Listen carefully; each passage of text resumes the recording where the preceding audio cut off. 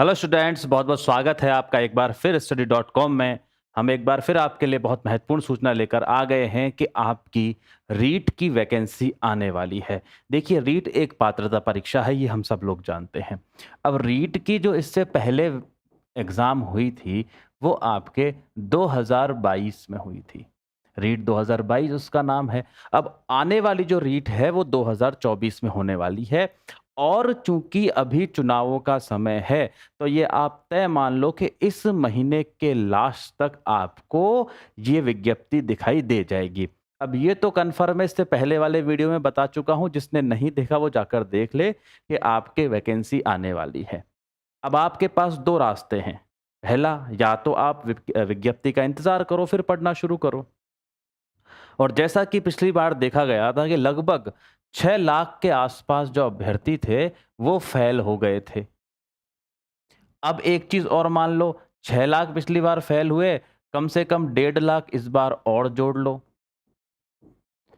तो इस बार जो आपके स्टूडेंट्स होने वाले हैं, वो कम से कम 7.5 लाख आपके अभ्यर्थी होने वाले हैं, और ज़्यादा ही होंगे, तो मिनिमम मैं आपको बता रहा हूँ। दूसरा, आपको एक बार ही तो मेहनत करनी है, पास कर लो, फिर तो आपका अगली बार भी काम चल जाएगा। अब पिछली बार भी जो लोगों ने यही गलती करी, जिन्हों के बहुत अच्छे नंबर आ गए थे, जिन लोगों के इससे पहले वाली रीट जो रद्द हुई थी उसमें, तो लोगों ने पढ़ाई नहीं करी। पढ़ाई नहीं करी तो बहुत सारे लोग फेल हो गए इसमें, विशेषकर जो सामाजिक विषय से थे, उन लोगों का एक पारी का पेपर थोड़ा कठिन आ गया था। तो ऐसी स्थिति में हमको इस बात का ध्यान रखना है कि अपनी तैयारी को सुदृढ़ रखना है, क्योंकि इसमें जो हम पढ़ेंगे वो निश्चित रूप से कहीं न कहीं आपके पेपर में भी काम में आने वाला है। तो हमको इस बात को ध्यान में रखकर चलना है कि हमें जो पात्रता परीक्षा है रीट की, वो पास करनी ही करनी है। इसमें किसी भी तरह की कोई कोताही नहीं बरतनी। अब कहते हैं सर पास कैसे करें? अब 90 नंबर पास होने के लिए चाहिए। अब बच्चे क्या करते हैं, इस 90 नंबर का ही जुगाड़ करते हैं। अच्छा, मैं इतने साइकोलॉजी में ले आऊँगा, इतने हिंदी, इंग्लिश या संस्कृत जो भी मैं सब्जेक्ट लूँगा, लैंग्वेज लूँगा उसमें ले आऊँगा, और चलो मेरे बाकी जो 60 नंबर के आएँगे उसमें से 25 तो आ ही जाएँगे, माइनस मार्किंग है नहीं, तो 90 का मेरे जुगाड़ हो गया। इस चक्कर में ही, इस गलतफ़हमी में ही बच्चे पास होते हैं। जब भी अगर आपको 90 नंबर का टारगेट रखना है, तो इस चीज़ का आप ध्यान रखो, 90 नंबर पास करने के लिए लाने हैं, तो 110 नंबर का टारगेट रखो, तब जाकर तुम पास होंगे। और अगर मैं तुमसे बताऊँ, आप पढ़ रहे हो तो नब पूरे 150 का रखो फिर, कि साहब 150 में से 150 लाने हैं, इस सोच के साथ तुमको पढ़ाई करनी है। अब हम थोड़ा सिलेबस की तरफ चलते हैं कि कौन-सा सिलेबस हमारे अब आने वाला है। अब देखना, यहाँ पर मैं तुमको बताऊँ कि जो पिछली बार सिलेबस रहा है, कुछ ना कुछ उसी तरह का सिलेबस अब रहने वाला है, ज़्यादा इसमें अंतर होने वाला नहीं है। हम आज जो बात करेंगे वो लेवल सेकंड जो है, उस लेवल सेकंड की बात करने वाले हैं। ठीक है? जो हमारे 6 से लेके 8वीं तक होने वाला है, और इसमें भी विशेषकर जो अपने सामाजिक विज्ञान है, सामाजिक विज्ञान वालों की बात अपन लोग करेंगे। भई सामाजिक विज्ञान की तैयारी आप किस प्रकार करें? सबसे पहला और महत्वपूर्ण पहलू इसमें होता है बाल विकास एवं शिक्षण विधियाँ। 30 प्रश्न आते हैं, 30 अंक के होते हैं। सामान्यतः पूरा पेपर अपने 150 नंबर का होता है, 150 अंक का होता है। सीधी-सी इसमें बात है। अब साइकोलॉजी की तरफ हम चलते हैं, तो सबसे पहले बाल विकास हमको दिख जाएगा। देखिए, साइकोलॉजी को पढ़ने का सीधा तरीका होता है, पहले चैप्टर को पढ़ो, फिर प्रीवियस ईयर क्वेश्चंस को करो। जितने आप क्वेश्चंस करोगे, उतना ज़्यादा आप इसमें पारंगत होते जाओगे। ये रटने का सब्जेक्ट नहीं है, साइकोलॉजी समझकर अभ्यास करने का सब्जेक्ट है। तो आपको इसका अभ्यास अच्छी तरह हमारे चैनल पर करा दिया जाएगा। आगे आ जाता है इसमें व्यक्तिगत विभिन्नताएं, जिसका अर्थ, प्रकार, विभिन्नताओं को प्रभावित करने वाले कारक इसमें आ जाएंगे। फिर आ जाएगा व्यक्तित्व। इसमें आपको व्यक्तित्व आ जाएगा, कितने प्रकार का होता है, प्रभावित करने के आ जाएंगे, और व्यक्तित्व मापन की विधियां, वो भी सारी आ जाएगी। फिर इसी प्रकार बुद्धि आ जाता है। ठीक है, अब ये जो यहाँ के टॉपिक हैं आपके, बहुत महत्वपूर्ण है। ज़्यादातर जो कठिन प्रश्न बनते हैं, और जो परंपरागत रूप से साइकोलॉजी जिसको हम जानते हैं, वो इन्हीं में से आपको कठिन दिखाई देती है शुरू में। बाकी यूँ नहीं है कि नीचे वाले टॉपिक सीधे हैं, नहीं। एग्ज़ामिनर जब प्रश्न घुमाने लगेगा तो इन टॉपिक में से भी घुमा देगा, क्योंकि जो ये टॉपिक्स हैं उनको देखना आप कौन-सा है। विविध अधिगमकर्ता की समझ, अब इसमें अपन को पिछड़ा बालक देखना है, प्रतिभाशाली बालक देखना है, सृजनशील बालक देखना है। ये सभी प्रकार की चीज़ें हम इसमें पढ़ लेंगे।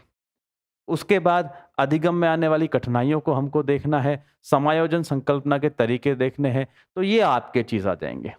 एक सबसे महत्वपूर्ण अधिगम वाला पोर्शन है ये पूरा का पूरा ही। अधिगम हो गया, अभिप्रेरणा हो गया, ये सारी चीज़ें जो हैं, वो हम देखेंगे कि भई बच्चे किस प्रकार सीखते हैं, किस प्रकार चिंतन होता है, अन्वेक्षण करते हैं। ये सारी चीज़ें जो हैं, वो सब चीज़ें हम इसमें देखने वाले हैं। अधिगम और अभिप्रेरणा वाला ये सेक्शन होने वाला है, बहुत बढ़िया इंटरेस्टिंग और अच्छे नंबर आने वाला ये पोर्शन है। अगला महत्वपूर्ण देखिए अधिगम की प्रक्रियाएं राष्ट्रीय पाठ्यचर्या रूपरेखा 2005 अभी तो शुद्ध रूप से याद करने का है, समझाकर याद कर देंगे, रट देना, आंसर आ जाएंगे।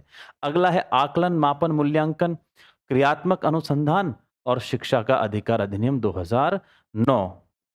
इसमें अध्यापक की भूमिका एवं दायित्व हमको देखने होते हैं। तो ये तो हो गया अपने साइकोलॉजी वाला पोर्शन। अब आता है हमारे लैंग्वेज की बारी। 2 लैंग्वेज हमारे होती है, हिंदी ले लो, इंग्लिश ले लो, संस्कृत ले लो, ज़्यादातर लोग यही लेते हैं। अब कोई फर्स्ट लैंग्वेज कौन-सी भर देता है, कोई सेकंड लैंग्वेज कौन-सी भर देता है। हमेशा एक चीज़ ध्यान रखना, जो सेकंड लैंग्वेज है वो थोड़ी सीधी आती है। इसीलिए अगर आपको जो कम आता है उसे सेकंड लैंग्वेज में भरना और लैंग्वेज पढ़ने में बिल्कुल कोताही मत बरतना, क्योंकि जिन लोगों ने पिछली बार संस्कृत ली थी, उन्होंने सोचा बहुत सीधी संस्कृत है, इसमें तो अपने आप नंबर आ जाते हैं, लेकिन जब उन्होंने कम पढ़ाई करी तो उनकी गड़बड़ हो गई। तो जो भी आपको अच्छा लगे, हिंदी संस्कृत, हिंदी अंग्रेजी, अंग्रेजी संस्कृत, जो भी आपको अच्छा लगे कॉम्बिनेशन आप ले सकते हो। बस इस बात का ध्यान रखना है कि जो आपको लैंग्वेज कम आती है उसको सेकंड पेपर में भर देना है। अब आगे चलते हैं हम लोग सामाजिक अध्ययन के पेपर की तरफ, ठीक है। इसमें सबसे पहले आ जाएगा भारतीय सभ्यता संस्कृति एवं समाज। अब देखिए आपके जो ये रीट है, इसमें बहुत ज़्यादा गहराई से नहीं पूछा जाता, जैसे कोई आरएएस, आईएएस का एग्ज़ाम तो है नहीं है, लेकिन ऐसा भी नहीं है कि बहुत ऊपरी लेवल से पूछ ले, पिछली बार का पेपर ठीक-ठाक आया है, अच्छे खासे बच्चों को उसने चक्कर दे दिया है। तो यहाँ पर हम इस प्रकार से पढ़ेंगे कि समय रहते आपका सिलेबस हो जाए, समय रहते आप उसकी तैयारी कर लें, समय रहते टेस्ट सीरीज़ देकर अपना मूल्यांकन कर लें। आगे अपने आ जाएगा मौर्य, गुप्त साम्राज्य और गुप्तोत्तर काल। फिर मध्यकाल में हम भक्ति सूफी आंदोलन, मुगल राजपूत संबंध, मुगल प्रशासन, भारतीय राज्यों के प्रति ब्रिटिश नीति, इन सभी चीज़ों को पढ़ लेंगे, 1857 क्रांति वगैरह। फिर भारतीय संविधान एवं लोकतंत्र है। इसमें हमको पढ़ना है कि भाई संविधान का निर्माण, उद्देशिका, मूल कर्तव्य, सामाजिक न्याय, बाल विकास, ये सारी चीज़ें हमको इसमें देख लेनी है। फिर आ जाएगा आपके सरकार एवं गठबंधन, जिसमें राष्ट्रपति, प्रधानमंत्री, मंत्रिपरिषद, राज्य सरकार, पंचायती राज वगैरह वगैरह सब कुछ इसमें देख लेंगे। आगे फिर आ जाएगा हमारे ज्योग्राफी का पोर्शन, जिसको हम पृथ्वी एवं हमारा पर्यावरण कहते हैं, जिसमें सौर मंडल, अक्षांश, देशांतर, वायु, पवनें और नदी, घाटी परियोजना, मृदा, फसल, खनिज वगैरह सब कुछ जिसमें हम लोग देख लेंगे।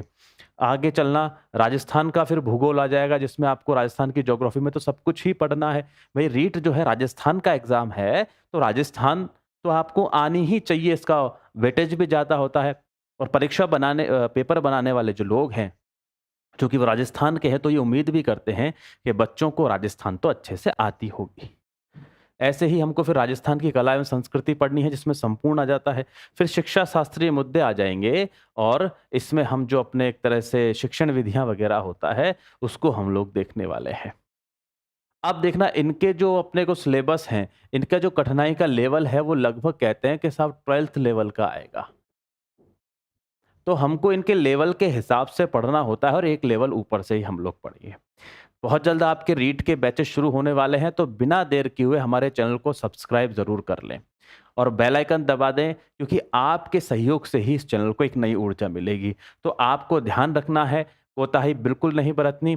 और एक चीज़ ध्यान रखना कि फर्स्ट ग्रेड का भी मैथ का बैच चलेगा, आपके रीट में भी जो साइंस वाले हैं उनके लिए भी, विज्ञान वर्ग के लिए भी हमारे, और जो गणित वर्ग जो जिसको बोलते हैं, इन सभी के बैचेस भी चलाए जाएँगे। तो आप पूरी तरह निश्चिंत होकर रहिए, आपको सब कुछ यहाँ पर पढ़ाया जाएगा। लेकिन उसके लिए आपको करना क्या है, इस चैनल को सब्सक्राइब कर लें और बेल आइकन ज़रूर दबा दें। ठीक है? तो अपनी तैयारी को शुरू करने के लिए हमारे साथ जुड़े रहें। study.com में आपका बहुत-बहुत स्वागत है।